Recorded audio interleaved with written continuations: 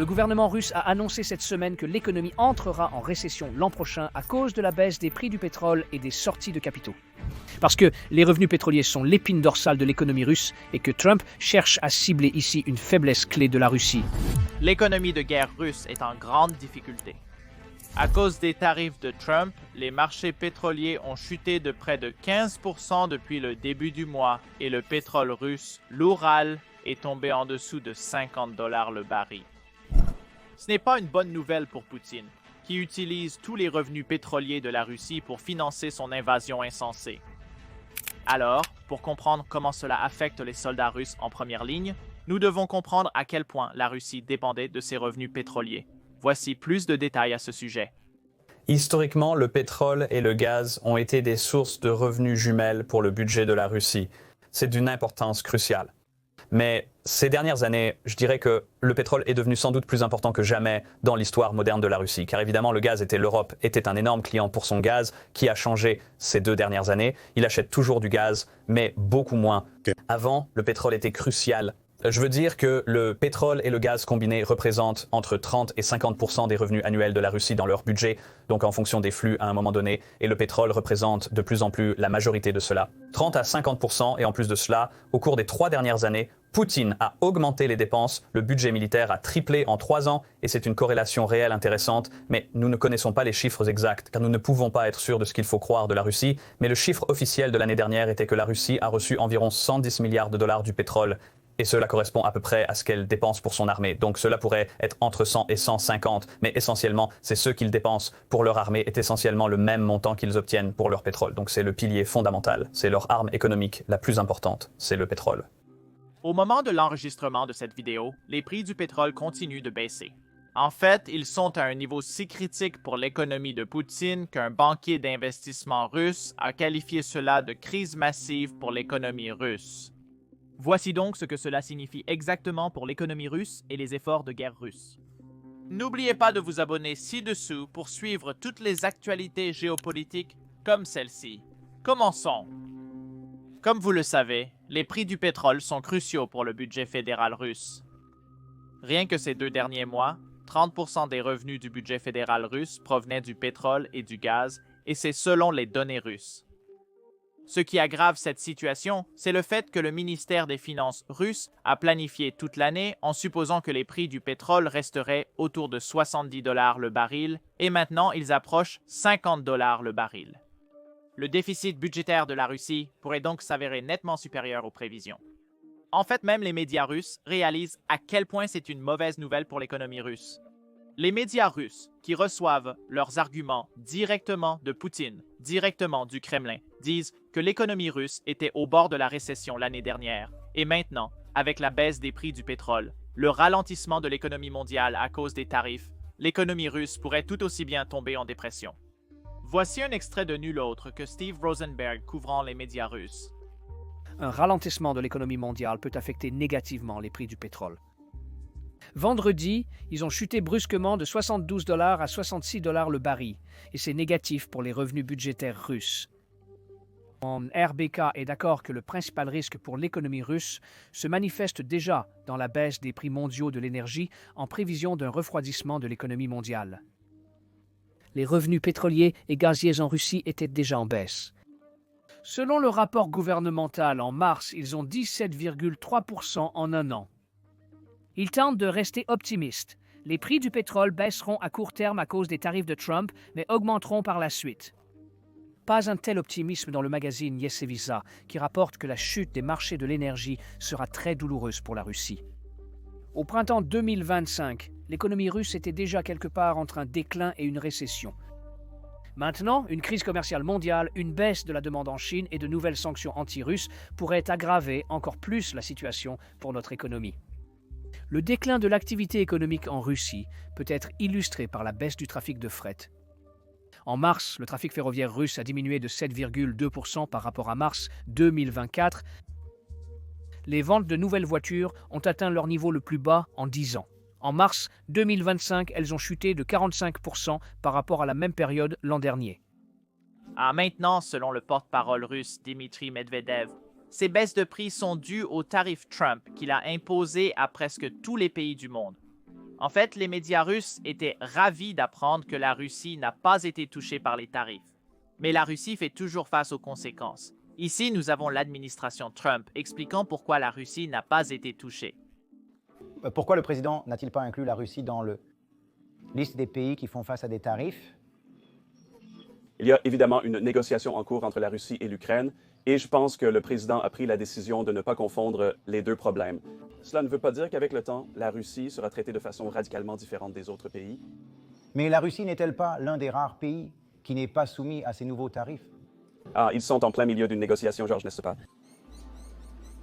Eh bien, je pose une question différente, et je veux juste... Savoir pourquoi la Russie est... Conseilleriez-vous vraiment d'introduire tout un tas de nouvelles choses sur la table en plein milieu d'une négociation qui affecte tant de vies américaines, ukrainiennes et russes? Les négociateurs font ça. Les négociateurs font ça tout le temps. Non, non. Il n'est pas approprié de jeter une nouvelle chose dans ces négociations en plein milieu. Vous admettez donc que, contrairement à beaucoup de nos alliés, y compris l'Europe, le Canada et le Mexique, la Russie ne paie aucun nouveau tarif. La Russie négocie actuellement la paix, ce qui affecte des milliers de vies. C'est sur cela que le président Trump se concentre en ce moment. Maintenant, bien sûr, cela ne signifie pas que l'administration Trump ne se lasse pas des Russes, qui prolongent les négociations encore et encore et encore. En fait, tout récemment, Trump a déclaré qu'il voulait que les bombardements cessent, faisant directement référence aux bombardements civils que la Russie a effectués ce week-end, tuant 7 enfants dans une aire de jeu. Lorsqu'on a demandé pourquoi la Russie avait ciblé l'aire de jeu de Kits, le ministère de la Défense russe a déclaré qu'une réunion militaire de haut niveau s'y tenait. En bref, la Russie veut nous faire croire que les Ukrainiens sont si stupides qu'ils tiendraient une réunion militaire de haut niveau dans une aire de jeu ouverte alors que leur pays est envahi et bombardé par la Russie chaque jour. Pendant ce temps, les mêmes stratèges militaires ukrainiens, soi-disant stupides, ont réussi à repousser la Russie pendant les 3 dernières années. C'est ce que la Russie veut nous faire croire, ou il se pourrait que la réponse la plus évidente soit la bonne dans cette situation. La Russie est un véritable empire du mal qui cible les civils et les enfants sur les terrains de jeu pour s'assurer que les Ukrainiens capitulent. La Russie ne veut pas la paix et espérons que l'administration Trump s'en rende compte plus tôt que tard. C'est ce que le président Trump a dit juste hier. 4 participe et où en sommes-nous en termes de progrès en matière de paix? Nous voudrions que la Russie mette fin aux bombardements incessants. Je n'apprécie pas ces attaques. Chaque semaine, des milliers de jeunes sont tués et c'est une chose horrible qui n'aurait jamais dû commencer, qui n'aurait jamais commencé si j'étais président. 100%. En parlant de bombardement, nous avons un petit graphique intéressant qui montre exactement combien la Russie a bombardé l'Ukraine et comment cela a changé depuis le début du processus de paix. Petit indice, ce n'est pas une bonne image pour Poutine, car il dit que la Russie veut la paix, mais les chiffres disent le contraire. Selon le graphique, la Russie a intensifié de 50% ses attaques de missiles et de drones sur l'Ukraine depuis le début des pourparlers de paix orchestrés par les États-Unis. Moscou a aussi rejeté la proposition de Trump d'un cessez-le-feu. Poutine n'est manifestement pas intéressé à mettre fin à son invasion insensée, et ici, nous pouvons le voir à partir du graphique. 30 jours avant le début des pourparlers de paix, nous avions environ 3200 frappes, et 30 jours après, nous avons presque 4800 frappes. Cela ne semble pas être les actions de quelqu'un qui veut la paix en Ukraine. C'est exactement pourquoi Marco Rubio augmente la pression sur la délégation russe censée négocier la paix. La chose que je voudrais vous montrer est celle-ci. Je ne suis pas sûr. Nous allons attendre et voir la réponse des Russes. Nous saurons bientôt s'ils sont sérieux à propos des procédures pour mettre fin à la guerre. Vraie paix ou si c'est une tactique de retard. C'est une tactique de retard. Le président n'est pas intéressé par cela. Si cela traîne en longueur, le président Trump ne va pas tomber dans le piège des négociations sans fin. À propos des négociations, nous saurons bientôt si la Russie est sérieuse au sujet de la paix ou non. Si c'est le cas, ce sera formidable. Nous pourrons alors avancer vers la paix. Nous devrons réévaluer notre position et nos actions futures sur ce sujet. Il s'agit d'actions. Si vous êtes intéressé par la paix, vous arrêtez de vous battre et vous exposez les conditions selon lesquelles vous êtes prêt à mettre fin à la guerre et elles doivent être des conditions raisonnables. Exact, pas de folie si la paix ne vous intéresse pas. Alors vous le traînez en longueur et vous trouvez des excuses. Et vous le tirez et nous le savons et nous ne nous laisserons pas entraîner dans cela. Les Russes sont-ils prêts à commencer une autre opération militaire alors? Nous saurons qu'ils ne s'intéressent pas à la paix. Et à cet instant même, il cible un Asiatique. La science peut-elle cibler la réaction visée par mes propos? En Ukraine, Eh bien, encore une fois, je comprends qu'il viole le cessez-le-feu. Ce n'est pas bon signe. Si nous avons un véritable cessez-le-feu, ce que nous voulons, rien ne devrait exploser. une façon dont la Russie attaque tous ses bâtiments civils ukrainiens est d'utiliser quelque chose appelé des bombes planantes. C'est une technologie qui date de la Seconde Guerre mondiale, mais la Russie l'a modifiée pour faire face aux défis modernes et aux défenses aériennes modernes. À cause de cela, ces bombes planantes ont porté des coups dévastateurs aux villes ukrainiennes. C'est pourquoi aujourd'hui, nous avons nul autre que l'ancien Navy Sea, Air and Land Chukfar qui explique comment ces bombes planantes affectent la guerre et comment les Ukrainiens y font maintenant face. C'est une bombe planante russe. Nous regardons des images du ministère de la Défense russe. Les bombes planantes sont peu coûteuses, extrêmement destructrices et très difficiles à intercepter. Elles peuvent peser jusqu'à 1,5 tonne, voler jusqu'à 40 miles et exploser avec une telle force. La Russie fait de nouveaux gains à l'est du pays, aidée par une arme appelée bombe planante. Selon les responsables locaux, une bombe a frappé un immeuble d'appartements à Kharkiv hier soir. Ces bombes sont aussi utilisées sur le champ de bataille. Haut au-dessus du paysage scarifié de l'est de l'Ukraine, un Su-34 russe sillonne le ciel, son ventre lourd d'une arme qui est devenue l'instrument de choix du Kremlin, la bombe planante. Ces reliques réaménagées des arsenaux soviétiques, autrefois des munitions en chute libre grossière, se sont vues attribuer des ailes et des cerveaux rudimentaires, les transformant en outils de terreur de précision. Chukfar, ancien chef d'escadron de l'équipe SIA Air and Land 6, examine pour Business Basics l'évolution de la bombe planante russe alors que nous l'analysons en détail. Des rues jonchées de débris d'Alep aux blocs d'appartements détruits de Kharkiv. Les bombes planantes de la Russie ont tracé un chemin de destruction, évoluant de curiosité de champ de bataille en pilier de sa campagne aérienne à Moscou. Mais alors que les défenseurs de l'Ukraine s'adaptent, un nouveau chapitre se déroule où la guerre électronique transforme les armes miracles de la Russie en deux mal guidés, s'écrasant dans des champs loin de leur cible prévue. L'histoire de la bombe planante de la Russie ne commence pas dans le Donbass, mais dans le chaos poussiéreux de la guerre civile syrienne. Là, à partir de 2015, l'armée de l'air de Moscou a affiné ses tactiques contre un patchwork de factions rebelles et d'enclaves civiles. La campagne syrienne a été un laboratoire pour les forces aérospatiales russes, le Force aérospatiale russe, un lieu pour tester à la fois les pilotes et la charge utile. Parmi les armes déployées figuraient des visions précoces de bombes planantes, des FAB-500 de l'ère soviétique équipées de kits de guidage rudimentaires. Ces bombes, larguées depuis des Su-24 et des Su-34, ont permis aux jets russes de frapper à distance de sécurité, évitant les défenses aériennes inégales de groupes comme l'armée syrienne libre ou l'État islamique en Irak et en Syrie. En Syrie, la bombe planante avait pour rôle de maximiser la destruction en minimisant les risques. Lancées à 30 à 40 km de distance, elles se sont abattues sur les marchés, les hôpitaux et les bastions rebelles avec un effet dévastateur. La puissance explosive primait sur la précision. Des ogives d'une demi-tonne ont transformé des pâtés de maison en cratères. Le Kremlin se préoccupait peu de la précision, cherchant plutôt à briser le moral et écraser la résistance. D'ici 2018, les bombes planantes étaient devenues une signature du playbook syrien de la Russie, un moyen bon marché et efficace de projeter de la puissance sans exposer les avions précieux au feu au sol. Nous sommes en février 2022 et le Force aérospatiale russe a donné cette leçon brutale à l'Ukraine. Ce qui a commencé comme un outil sporadique dans l'invasion de la Russie est, en 2025, devenu la pierre angulaire de la stratégie de Poutine. Les chiffres racontent l'histoire. En une seule semaine, en septembre dernier, la Russie a largué plus de 900 bombes planantes sur un front de 800 miles.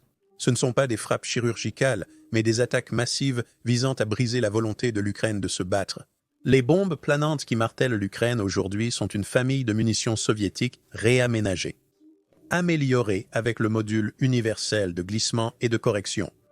U-1000 P est un kit à faible coût qui ajoute des ailes dépliables et une navigation par satellite. La gamme de la Russie comprend le FAB-500 C'est le cheval de bataille, une bombe à haute explosion de 500 kg.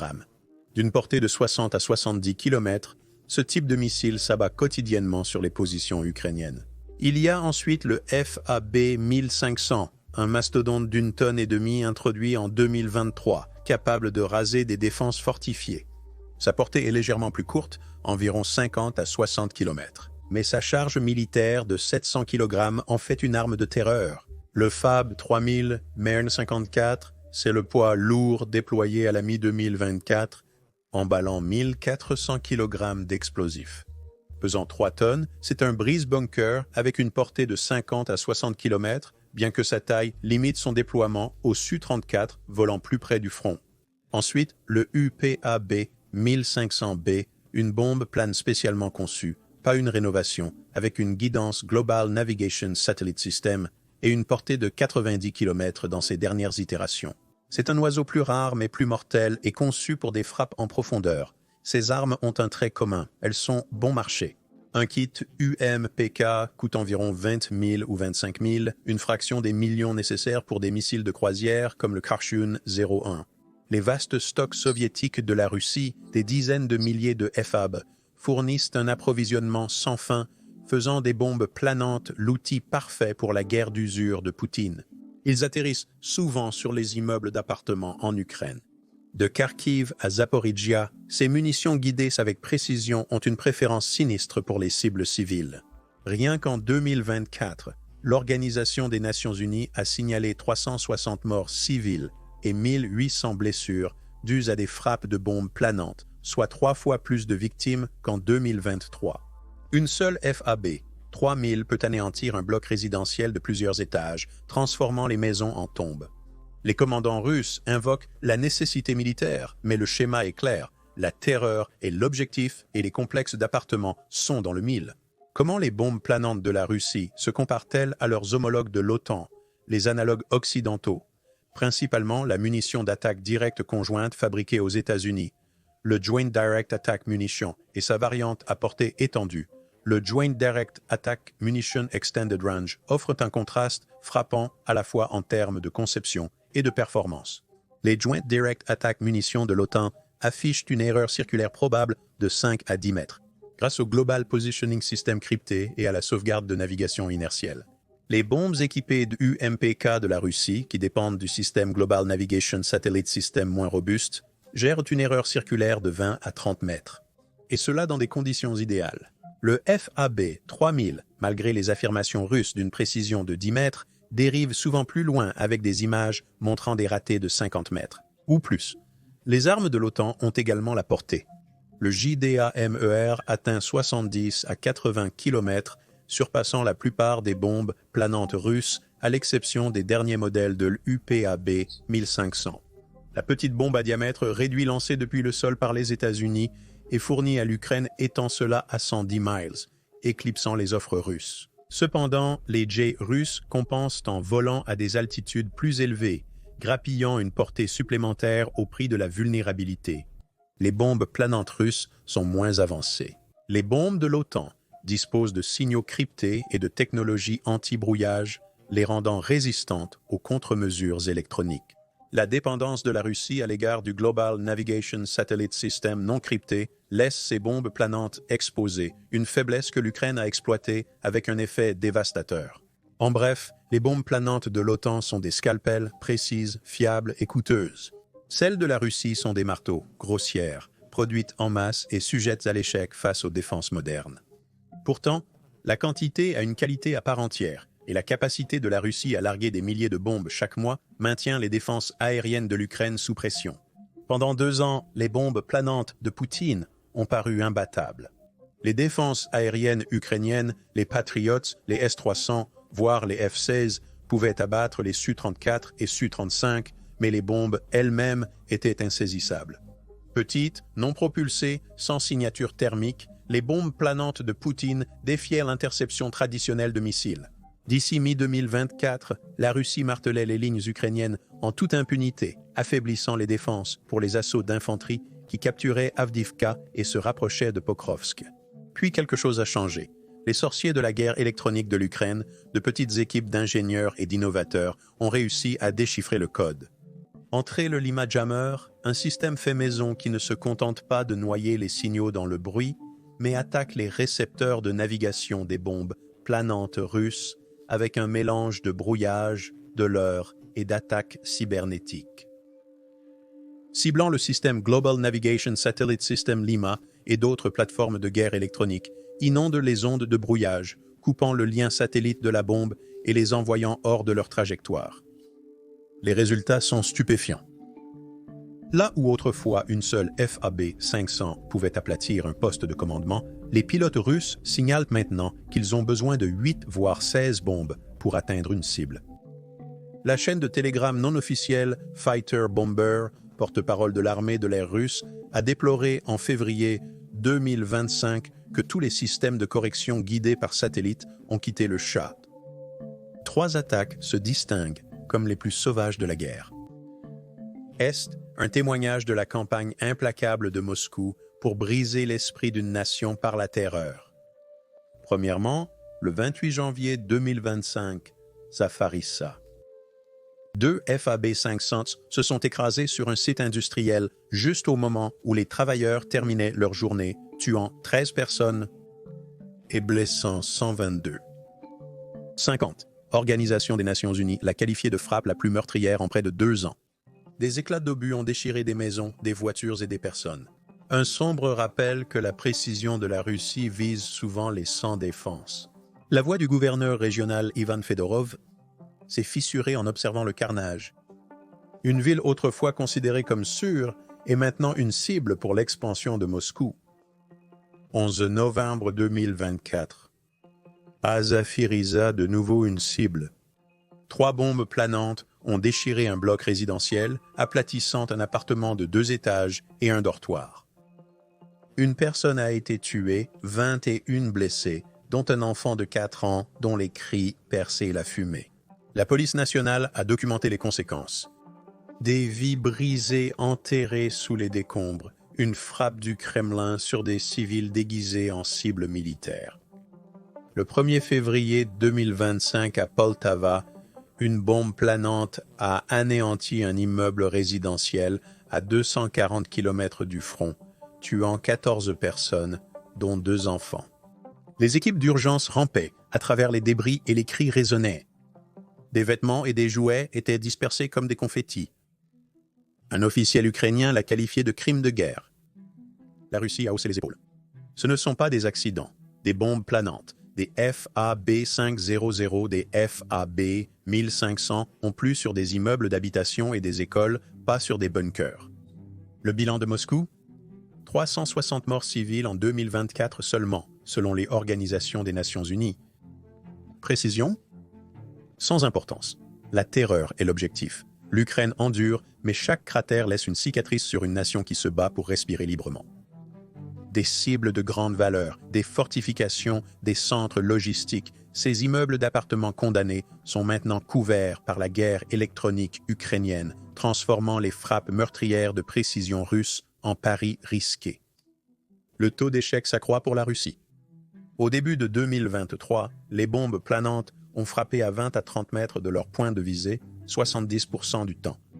Fin 2024, ce chiffre avait chuté à moins de 40%, de nombreuses bombes planantes russes déviant de plusieurs kilomètres de leur trajectoire.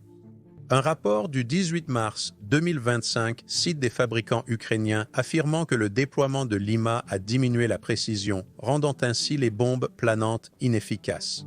Dans des secteurs clés comme Kharkiv et Zaporizhia, les gens respirent un peu plus facilement.